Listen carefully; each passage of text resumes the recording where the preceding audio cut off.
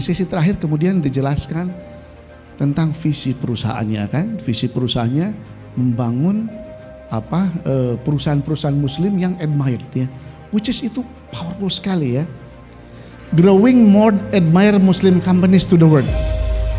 Sebetulnya dia berbicara ke dalam Syariah Award atau kepada companies lain? Companies lain kan? Itulah salah satu yang beda di antara perusahaan-perusahaan besar lainnya.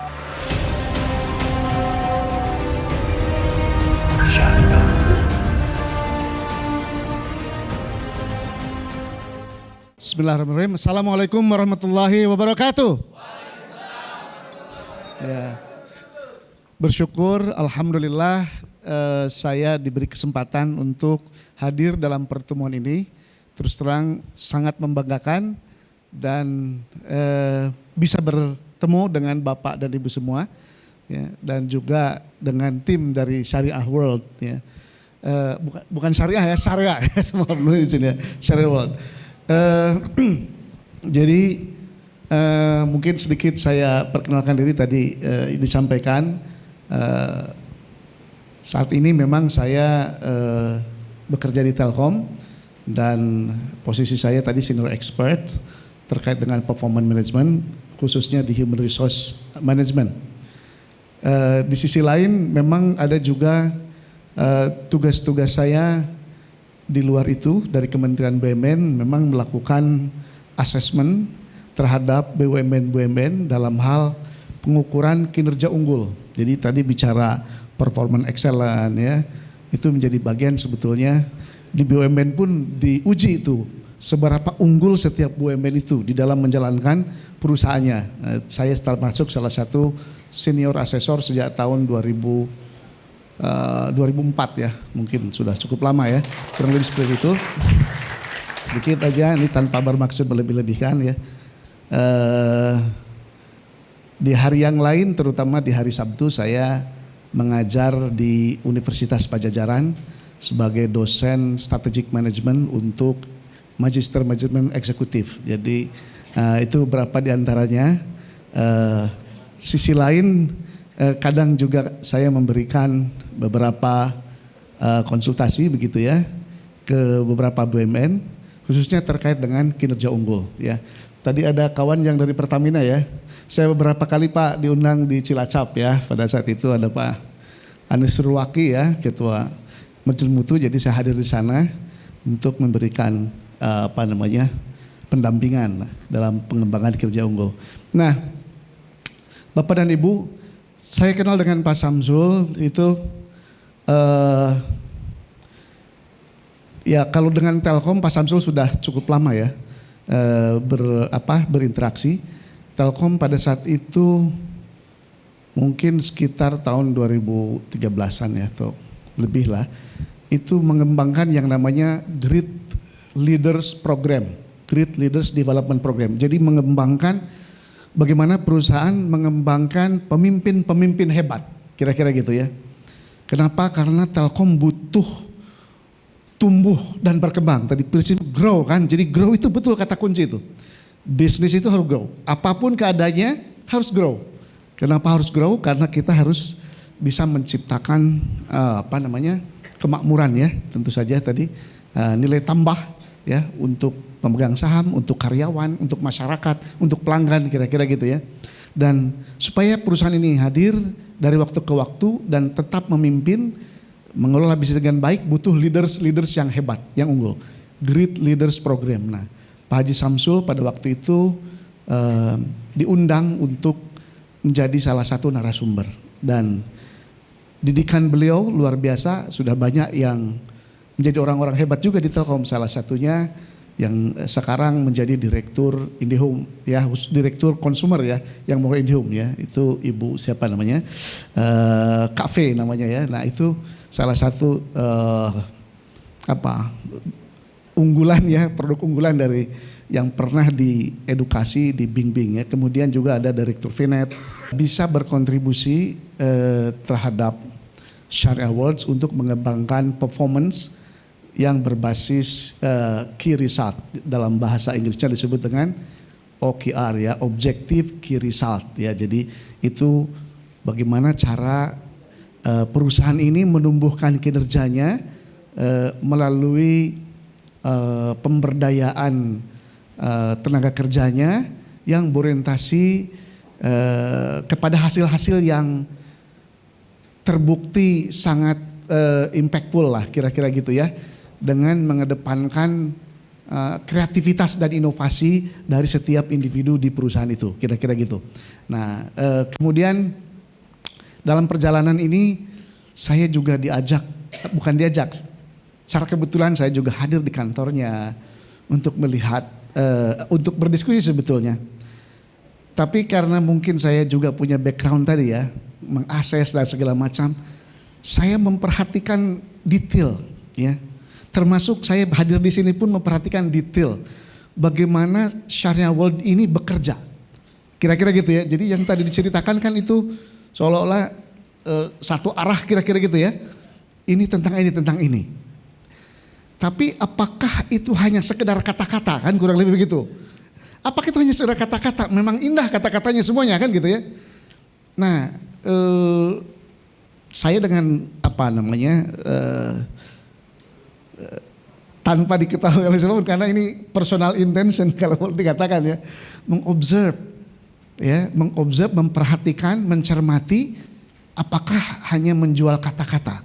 Kira-kira kalau hanya menjual kata-kata, bluffing namanya kan.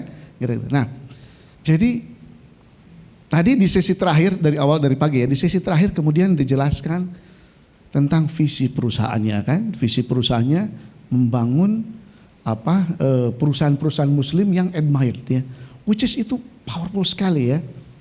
Kalau saya di kampus Pak mengajarkan tentang manajemen strategik, which is itu salah satunya tentang perencanaan strategis. Mahasiswa itu diajari untuk mengetahui bagaimana cara menyusun visi, kira-kira gitu ya.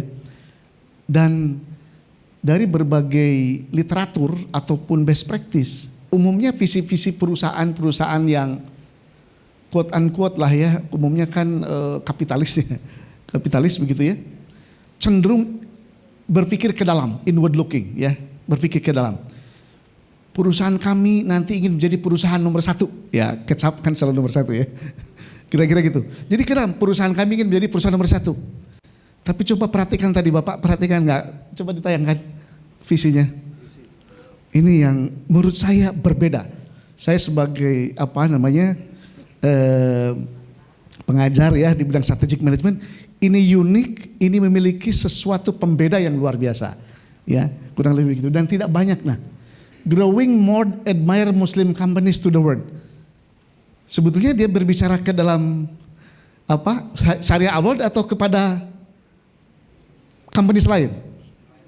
Companies lain kan? Itulah salah satu yang beda di antara perusahaan-perusahaan besar lainnya, dan ini unik, jarang banget.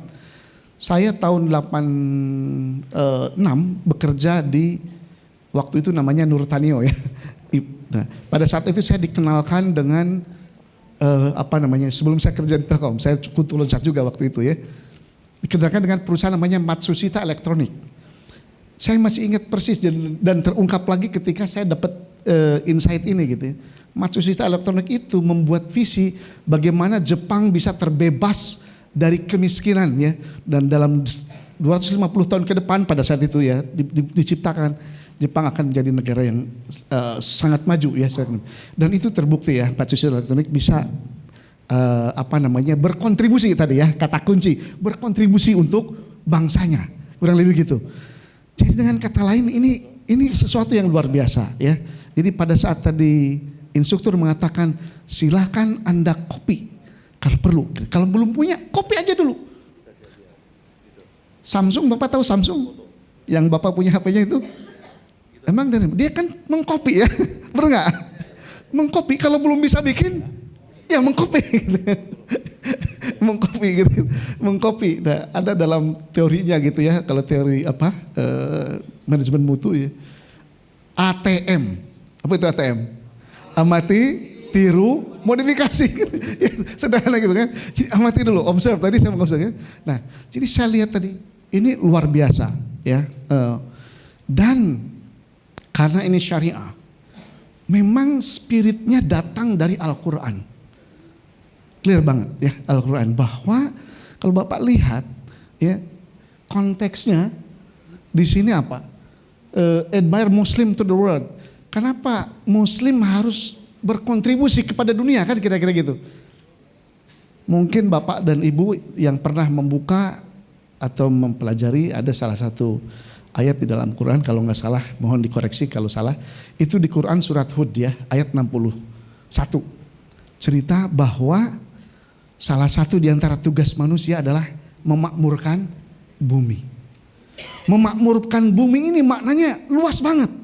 Nah, salah satu yang diambil oleh Syariah World adalah tadi, bagaimana memakmurkan dunia melalui kontribusi para pengusaha Muslim. Hebat atau hebat nih?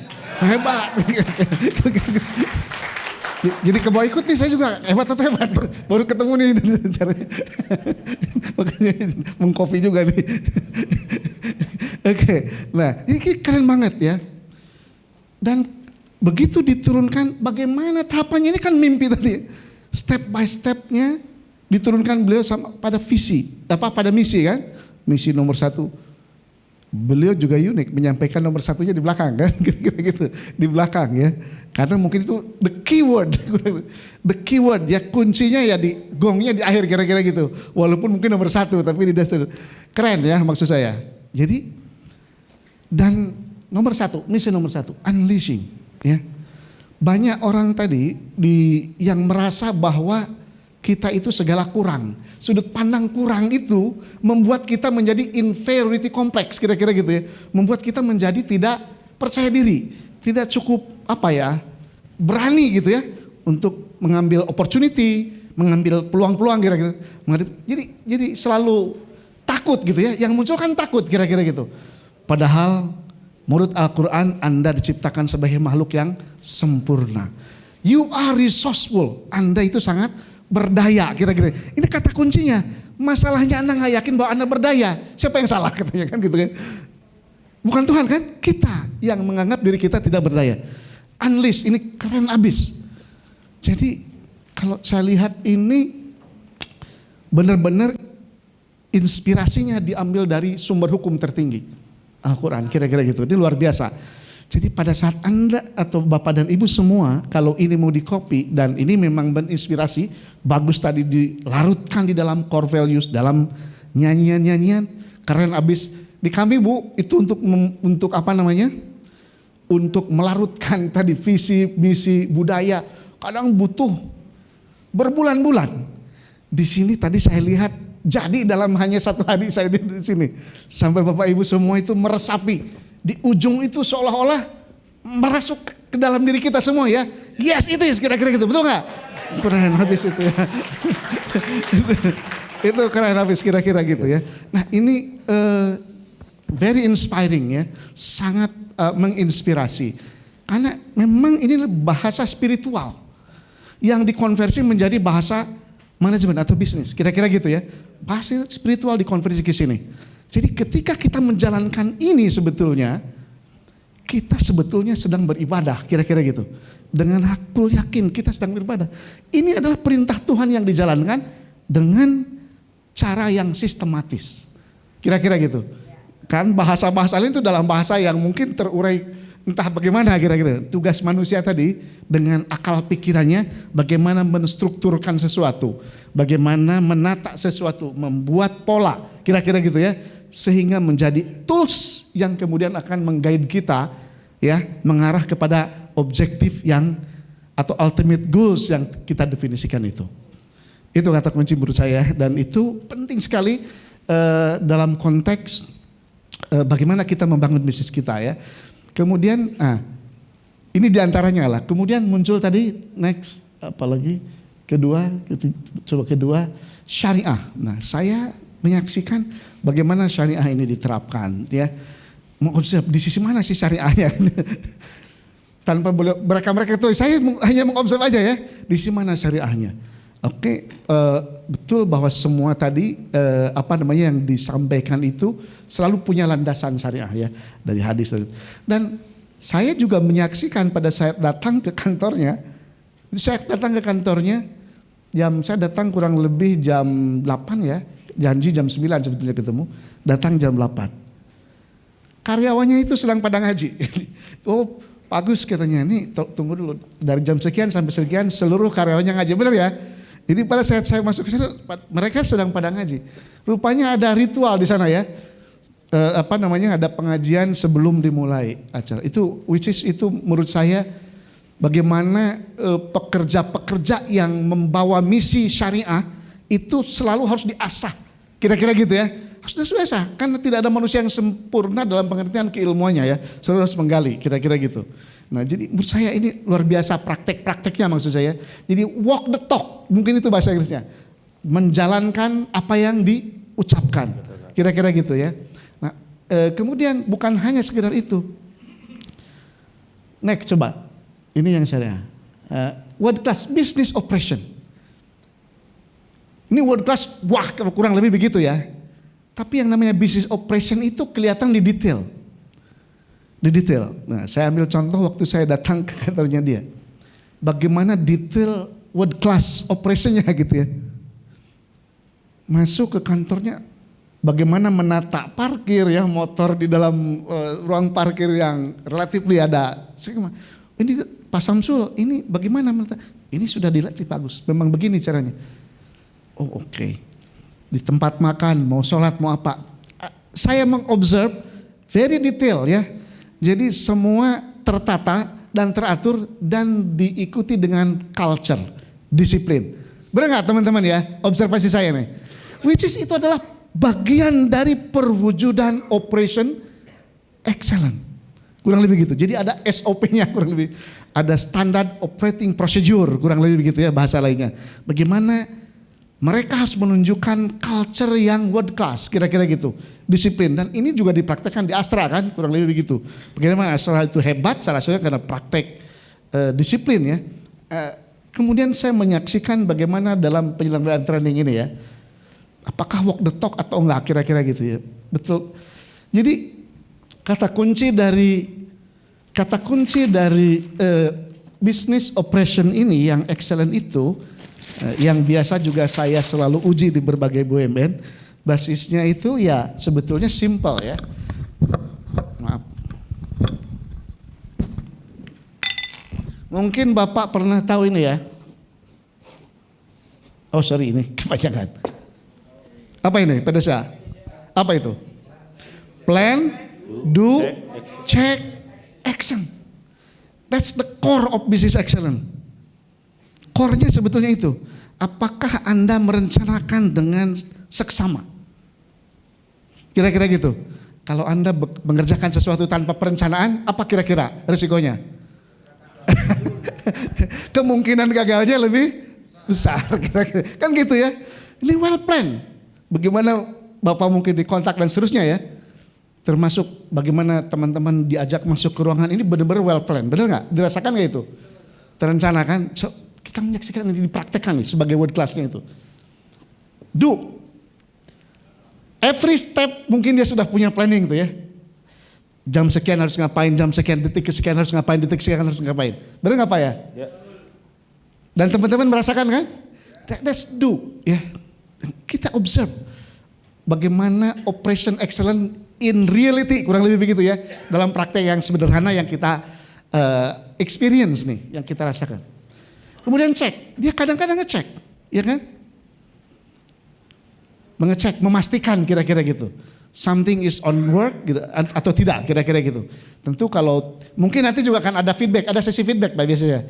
Ada umpan balik ya, mungkin nanti akan ada permintaan umpan balik kalau ada. Ya.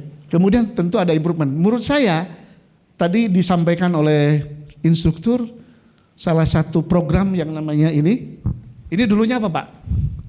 Nama programnya itu? Yang UBL?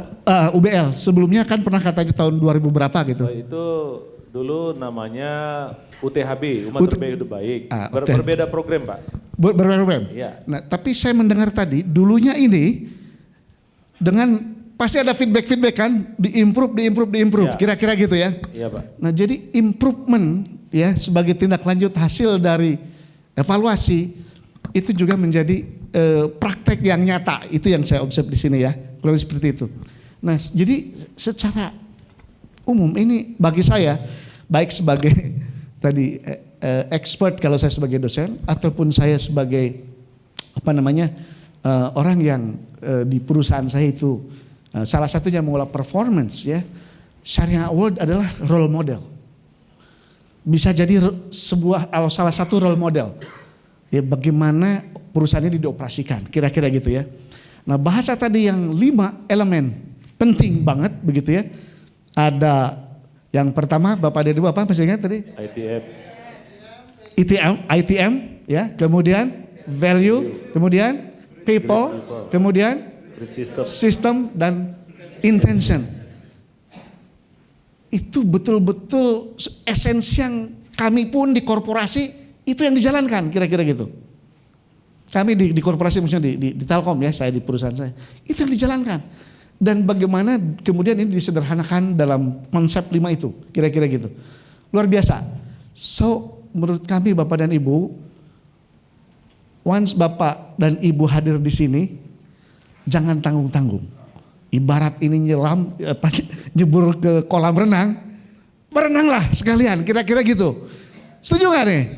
Keren nih. Jadi Bapak dan Ibu berenang sepuas-puasnya, dapatkan tadi bagaimana kita tadi punya bisnis ini diluruskan, tadi niatnya diluruskan supaya konsisten dengan amanah dari Allah Subhanahu wa taala.